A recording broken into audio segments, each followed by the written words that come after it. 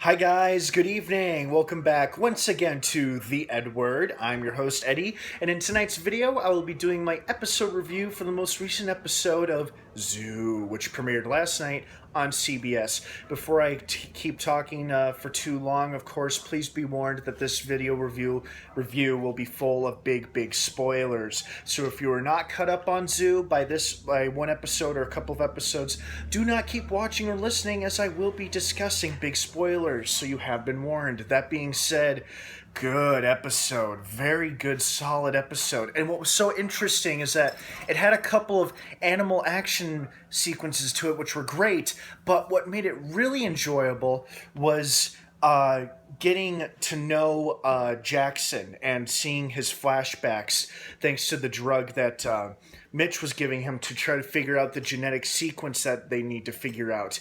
Because Jackson is starting to lose it. He's starting to get sicker because he's got the virus as well, like the animals, but he's mutating it. He's mutating into what will become Kovacs. And we got to see Jackson and his fam. We got to see Jackson and his parents in the flashbacks, and we came to realize that Jackson is inadvertently responsible for destroying humanity's potentially only hope for a cure to the animal apocalypse, because his father was so close to discovering what that was, what that genetic sequence was that could reverse the animal virus, the mutated animal virus. And in order to save his dad's life, in his eyes, he's like, his work is consuming him. I have to stop it somehow. He sets his office on fire, as you guys saw. And of course, as a little kid, even at a young age, he was trying to do the right thing for his father, for his family. He was looking out for his family, even though it meant destroying his dad's work. And then I was like, what the hell did he inject him with in the end there, towards the end of the flashback? Did he give him something that's like a secret repellent to the animal apocalypse virus, like the animal mutant virus? Like, does it suppress the virus for a short period of time or something? It's hard to tell, but I'm sure we'll find out over time. I really enjoyed seeing the team go fly again to another country, and they encountered this stranded village full of scared people. Apparently, the cicadas became like a natural dinner bell for all the big predators in the area. They didn't really explain where in the hell a panther came from, because I could get the dog, the bear, and the foxes, and a couple of other predators, but I did not understand the panther or panthers, because there are a couple of black panthers walking around, and I mean, I could be wrong, but I don't know or think that there are any panthers native to England. Are there? I mean, maybe there is. Maybe I'm just misinformed. I'm not sure. But anyway, it was still a cool, exciting sequence when they break into the church, but then our heroes are there. And I thought they were going to kill him, but no, they're even trying to spare as many animals as they can. They're tranking them all. And what I like about it is now that they are hot on the trail for finding clues as to what specific kind of animals could be carrying the cure to the mutant virus, because they're referring to the works of the one guy who was testing on animals back in 1895. Yeah, that part was kind of confusing, but it was also kind of cool the way they explained it. But it also explains why you have to prolong them finding the cure as long as you can, simply because if they find the cure right away, then the show's over. So but a couple of interesting reveals as well in the most recent episode. It turns out that Logan is indeed the asset for General Davies, because we see General Davies say to one of his men, "Contact the asset. Let's see what he says about the situation and about the Army Ranger," referring to Dariella. And of course, Logan is an infiltrator for Davies, keeping an eye on the team. And what I'm curious about is, if this guy is like some special forces undercover operative, why not just kill the whole team in a flash? Like, why not just kill everybody, kill the pilot as well, and stop them from traveling all over the world trying to find a cure? I mean, I thought Davies wanted these guys stopped so that they could go out, carry through with the Noah objective, and use the poisonous gas on all the animals, but which would also kill millions of people. Excuse me. Millions of people like Jackson on Earth.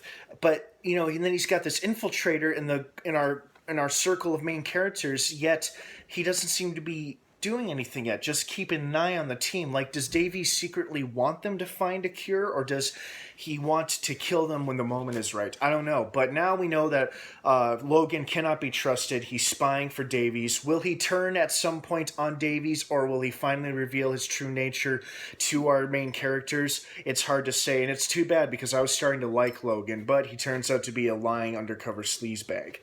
What I really liked about this episode was that as unfortunate as it was that Dariella has now decided to leave the team for now, I wouldn't dismiss her completely, because I'd say we still have quite a few episodes to go throughout this season.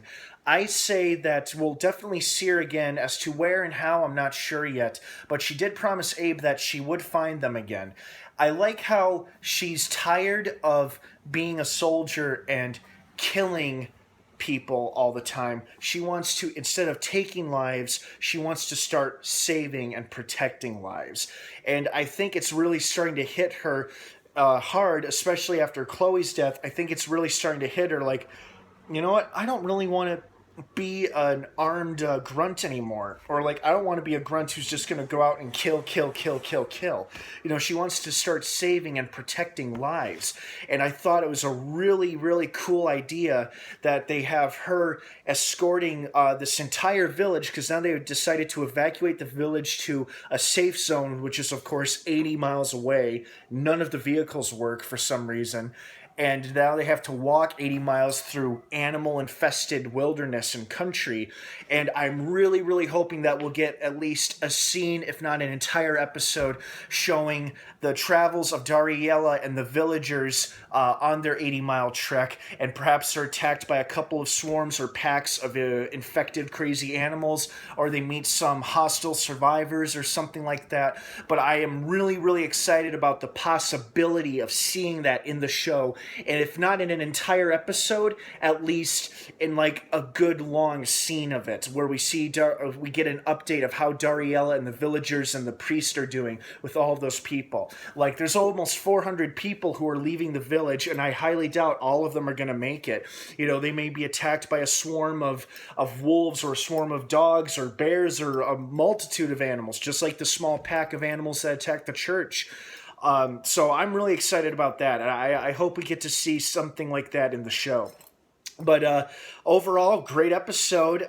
Like I said, it was interesting how they were able to keep us engaged and entertained, not necessarily just using animal attack action sequences, but like engaging in Jackson's story, like his de-evolution into this mutation, and looking back in his past, experiencing and understanding his pain and his relationship with his parents.